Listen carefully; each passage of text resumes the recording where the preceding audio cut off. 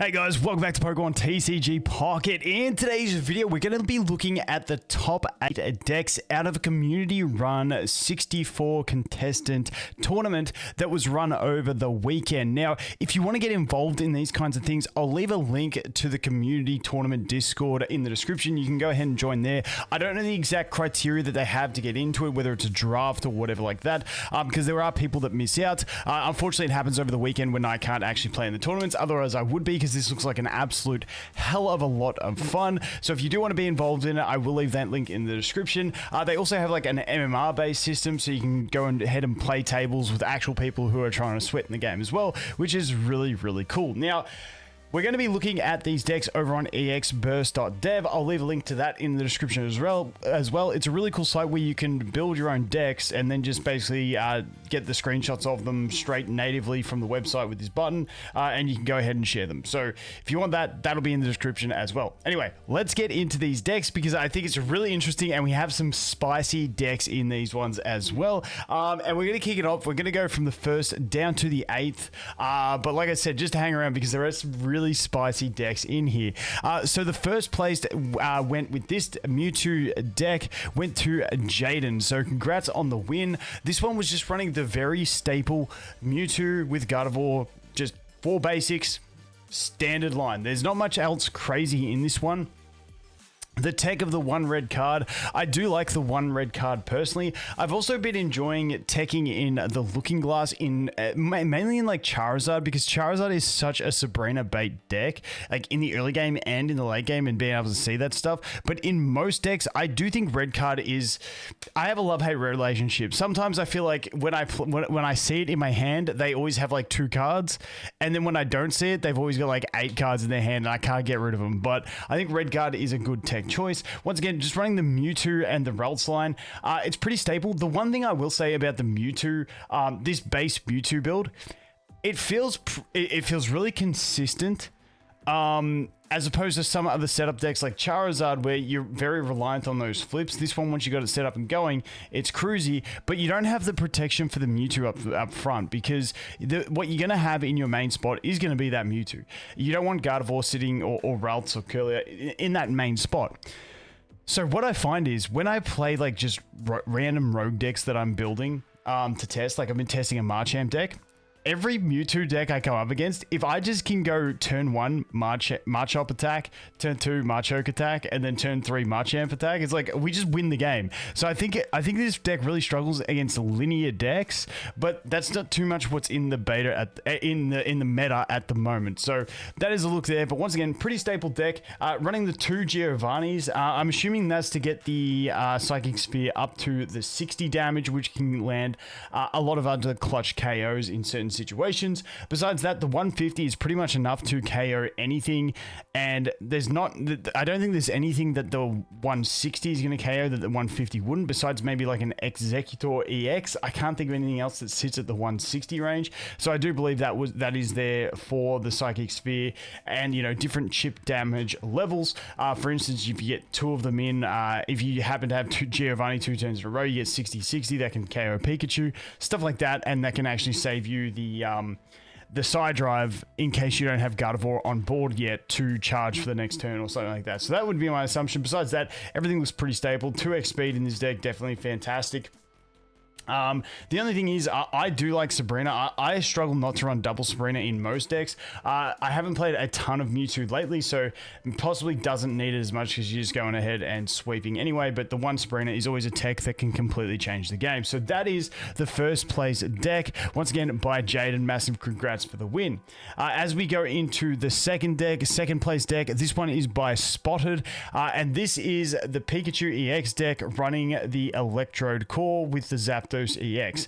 This one, I really do like it. I personally love running the Zebra Striker in my Pikachu EX decks, just so you have back row access, but this is just a completely solid It's just a solid deck. Like, this deck is just so solid. I personally love the Voltorb Electrode combo in this one. The Electrode with the 0 retreat cost, also having a 70 damage on a 2 energy cost is actually quite respectable in itself when you think about you maxing out Pikachu at 90 damage on a 2 energy cost. Now, Electrode does have the low HP, but still pretty solid, and the free retreat is the big thing with Electrode. Makes it much easier to manage Sabrinas and just play around without losing your basically your energy advantage on your deck. And then obviously we have Zapdos. Zapdos can work really well as putting it into that active spot to basically soak up a couple hits while you load up Pikachu, then swap out with an X speed into the Pikachu, and then you're sweeping away. The other thing you can do with Zapdos is just load up those 3 energies and start flipping away and get some 150 damage hits, and away you go. You're pretty much cooking.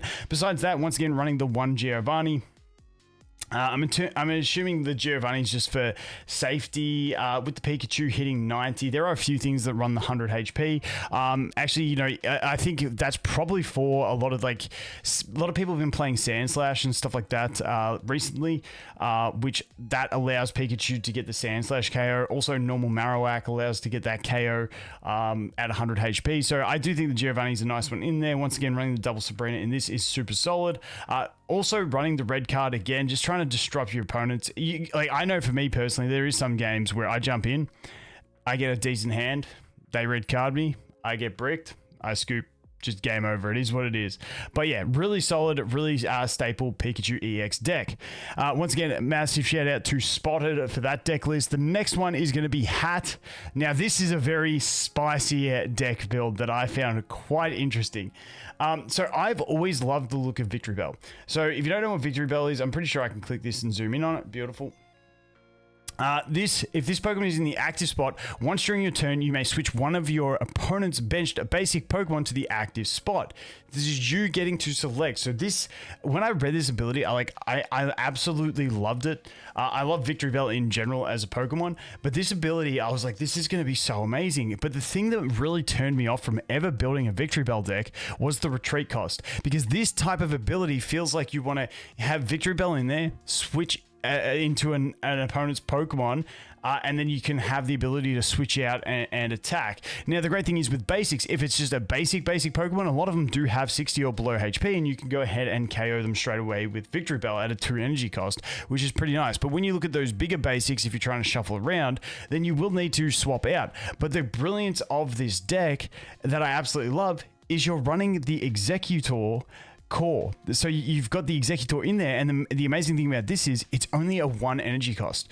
So you've got a 1 energy and a 2 energy, which means you're going to be swimming in energy after turn 4. Like, you're going to be absolutely swimming in it. You're still running the 2 XPs to get out if you need to, because we do have the high retreat cost on Executor as well. But because we have such little need for energy in this deck, you can actually start using retreats with just paying that energy. That's the way I understand it. Once again, I didn't actually play the deck, but that is my understanding from looking at it. But then you also have the Ericas in here. So the Ericas are very disruptive as well, because you get to keep yourself pretty topped off. Now, the unfortunate thing is we don't have anything that's going to withstand the big nukes of Mewtwo. Obviously, Executor EX can live a Mewtwo with 10 HP if they don't have Giovanni. But the others, you know, that 130, 140 range, you're still going to get nuked by some of the bigger nuke setups. But everything there is then living to the Pikachu EX and the Starmie EX, which is really, really handy to have. The only thing that is a bit of a downfall is the Weepinbell only having the 90 HP, as opposed to something like,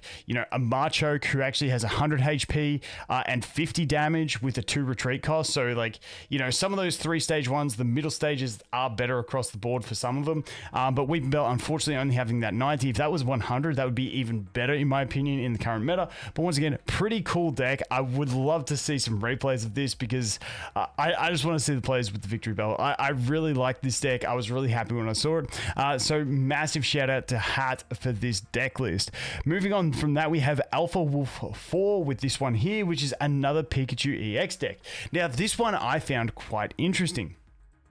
So here we have some paralysis plays if we want to go down the paralysis route. Flip coin, if heads, your opponent's active Pokemon is now paralyzed. Like, I mean, this is pretty solid. The one thing I don't like about this is that it does take the 2 energy to set up, and then you're relying on flips again.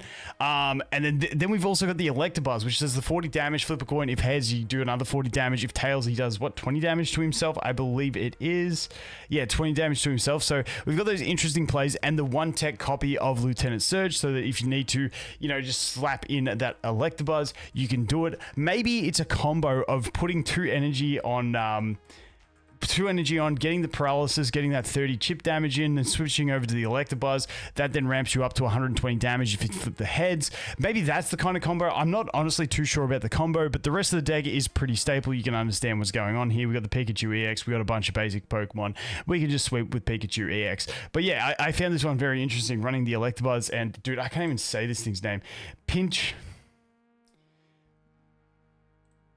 Dude, I'm a boomer Pokemon, like first 4 or 5 generations. We get beyond that, I start losing it. I played so much of X and Y, and after that, that's when I slowed down on the main line and knowing some of these fringe Pokemon. Anyway, moving on to the next one. Once again, massive shout out to Alpha Wolf for that one. The next deck we're going to have here is from Bicket 2.0, which is another one of the Pikachu EX decks. Like I said, these things are pretty popular. It's really strong. I do think, in general, I like Starmie. I think it's like a more powerful deck on its own, in its own right, personally. But we do have the elemental advantage, and it becomes harder to run Starmies when everyone's running these Pikachu EX decks because it has the advantage. But once again, the double Pikachu EX, the double Zapdos EX. Then we do have one of the lines that I absolutely love, which is the Blitzel Zebra Striker. Now, the one downfall that this has compared to the Electrode line is going to be that it does have the 1 retreat cost as opposed to a 0, and it's less damage, but this gives you that access to the back row, which is something I absolutely love, and it's access to the back row at a 1 energy cost, so it's not too expensive to go ahead and do that. This one is running the Electabuzz as well, which I find very, very interesting. I might have to learn the special tech on the Electabuzz on what everyone's doing with it, because it just feels like too much of a risky card for me when you basically effectively 50 HP if you flip tails. But you know, the Electabuzz is definitely a thing. I guess it's just a cheap way to get high damage at only 1 prize, so that's probably the play that they're looking at there. But this one is running at 0 copies of the Lieutenant Surge, so we've got no way to charge that up. I think that's just in a pinch you're going for that. But once again, pretty standard. You got Pikachu EX, you got the Zapdos EX, then you got some other lines to fill in the basics, and away you go, running the 2 Sabrinas and the 1 Giovanni in this one. Once again, having the red card in the deck here. But once again, massive shout out to, who was this one? This one was Bicket 2.0 for the 5th place finish. Moving on into 6th place is Vegas. With this deck. Now, this one really, really surprised me because I just think that this deck, like, I really want to see something I really would love to see in the game is to do sample starting hands, because this is the kind of deck where if I'm playing physical cards, I'd put this deck together, I'd shuffle it up, I'd draw a starting hand, I'd shuffle it up, I'd draw a starting hand, I'd shuffle it up, and I would just do that like 30 times and see how many times I get an effective starting hand, because this deck just looks like it's got so much going on in it that I feel like I just almost feel like, okay, the Lapras is a cool tech, but I feel like with the Lapras line, I'd either drop the Articuno or drop the Greninja line. I don't know, it just feels like there's a lot going on in this one. But I guess the Lapras is just like another form of Articuno, just a bit weaker, you know what I mean? So I'm really impressed with this one. I don't know what the theory was on it, but it performed really well, so mad props to this one. Mad props to who was this one? This one was Vegas. I'm gonna have to honestly put this deck together and play it a bit because I'm super curious on this one. But I love seeing decks that you know, go a bit outside the box of what you're normally used to seeing, and this one definitely does that. Once again, only running the 1x speed because we do have that Starmie with the flexibility. But the thing is, we do have the Articuno EX and the Lapras both with the 2 retreat costs, so I didn't know if maybe they'd squeeze 2 XPs in there. But once again, we got such a high Pokemon count in this one that you do have to just trim down on the trainers, I guess. So this one was very interesting. Mad props to this one. Once again, I don't have much to say on this one because it's just not the way I personally play the Starmie deck, but it's something that I definitely want to try because I'm curious to see how well it plays from the start. Once again, Misty's a big factor in these things, and that's a great thing about tournaments. You never know RNG.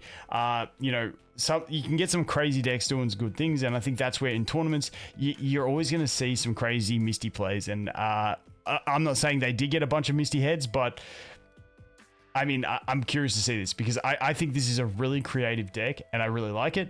And I'm going to test it. But once again, I apologize that I don't have like the definitive. This is my view on why this is the way it is, because I need to play this one to actually nut it out. So that is that deck. Apologies for rambling on that one a little bit, but I thought it was really cool. But moving on to the next one, which is Loic 15, I believe is the name. I had to look if it was an L or an I. My eyesight is shot. But this is a deck. If you actually look in the last video I made, like some of my B-roll was me playing this deck. I started out by trying to play a Butterfree Kabutops deck. Maybe I'll explain that in another video in the future, but this is what I kind of have converted to playing for the last 2 days myself, which is the Kabutops Marowak deck. Now, I play a bit of a different version. You can fiddle around with the numbers of Kabutops, the number of Marowaks in this one, but the genius behind this deck, and the reason I've been playing it non-stop, and I absolutely love it, is because you are guaranteed to start the Cubone every turn. Now, if you run 3 or 4 Marowak, you've got a high chance of starting the Marowak in your starting hand as well. And honestly, the base Marowak at a 1 energy for 40 damage and 100 HP in this meta is absolutely fantastic, and I often lead with that thing. Then you can sacrifice 1 point to losing a Marowak, 1 point to losing a Kabutops, and then you've got the Marowak EX that goes in the end to just sort of clean up. And for me, this deck, the way I play it anyway, is normally the Marowak EX doesn't come out unless it's like you're in a pinch, and it's like, okay, I'm going to lose, but if I flip double heads, I win. I've got a 25% chance of winning this game by slapping this Marowak EX in. I try and play this deck the more consistent way, using the normal Marowak as much as possible.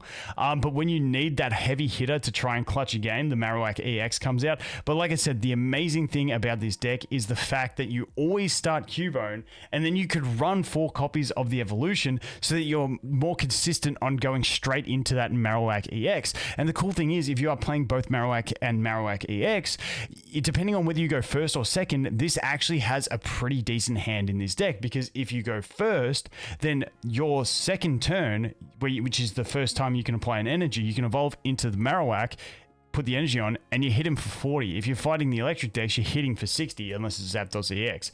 And then the other way is, if you go second, you put the Cubone up second, you put 1 energy on it, you just do the growl, and then the next turn, you put your Marowak EX on, and then you're swinging for 80 to 160. Well, 0 to 160, but let's hope we get at least 1 head. Let's play Copium. But the great thing about the Kabutops is it heals itself for the amount of damage it deals, and at a 1 energy cost, it's dealing 50 damage, so it's healing itself for 50. If you use Giovanni, it's healing for 60. If you have Advantage, it's healing for 70, and if you have Giovanni and Advantage, it's healing for 80. So the Kabutops is a fantastic card. I've absolutely loved it. The one thing is, like, the fossils are like a double-edged sword. Like in this deck, it's cool because it guarantees you to start with Cubone, because the fossils are not considered basic Pokemon, and they won't go in your starting hand as one of those basic Pokemon you can place. Even if you have a fossil in your hand at the when you're placing your field, you can't put them straight on the bench. You do have to wait for your turn. But honestly, I absolutely love this deck. I recommend to anyone who has these cards to go ahead and play it. Even if you only got like 1 Marowak EX and you got 2 Marowaks, like just try playing it, because this is a crazy deck as well. Massive props for getting that high with this one. I really do like it, and it really does fit really well into the meta at the moment. Moving on from that, we have the final one, which is our 8th place, which is Ant over here. This is a Mewtwo EX deck, very similar to the first one, except we are running the 1 copy of Meowth, and then pretty much everything else is the staple. I'm not going to go too deep into this one. It's just like 1 different tech card. What did they get rid of? Either a Sabrina or a Giovanni, I'm assuming. I can't remember. Let's actually go quickly look. This one ran the 2 Giovannis. Yeah, they were different kinds. So yeah, dropping 1 Giovanni and running the Meowth tech. Once again, a very, very minute change, but honestly, solid performance overall by Mewtwo EX in the top 8. Also by the Pikachu EX decks, they performed really well as well. And just to have a look at the pie chart distribution of all the 64 players who entered, because they all entered their deck list, I think, honestly, they do a great job of running these tournaments. But as you can see, there is the spread of the decks played. in the tournament. Pikachu EX obviously had the most, but then we also had the Pikachu Raichu decks that didn't rely on the Pikachu EX, more relying on the Raichu and the Lieutenant Surge to do that. They were in there as well. Mewtwo Gardevoir had very strong performance. Same with the Starmie and Articuno. But the Marowak EX coming out. And honestly, the Marowak EX as a free-to-play deck option is absolutely fantastic. Whether you run it like you saw with the Kabutops there, you can run it with the Sandslash, which is really solid. I've been running it with the Marchamp if you want to play Marchamp. It's just, the Marowak EX is so versatile in the way you can play it, even like with the base Marowak as well, that you can have some fun plays with it and just pair it up with any fighting line and do pretty well. But I still haven't got the Golem line or Onyx. Dude, I just want that Brock card to be half decent, but it ain't it at the moment. And as you can see, Zard Moltres not, and that this includes Blaine variants as well, not seeing too much usage in there because I guess it is heavily RNG on your flips, and it's a little bit bricky, but I don't know. I personally like playing it more than Mewtwo, but that's just me. Maybe it's because I got my 2 gold Charizards and it makes me feel really happy inside. But hey, that is a look at the distribution. Once again, if you do want to get involved in these types of things, I will leave a link to the Discord in the description. You guys can jump in there and you can I don't know, ask the question how you join in, because like I said, they've been running on the weekends and I just don't have the time on the weekends. But that is everything I wanted to go through. I can't wait for this game to go global, and hopefully they add like more systems in the game for competitive play, because this kind of shit's fun. And the way they're organizing these tournaments, like even not playing in them, just like looking at the roundup at the end, I'm absolutely loving it. But anyway, guys, that is going to be it for this one. As always, thanks for watching. Hope you have an awesome day, and I look forward to seeing the next one. Cheers.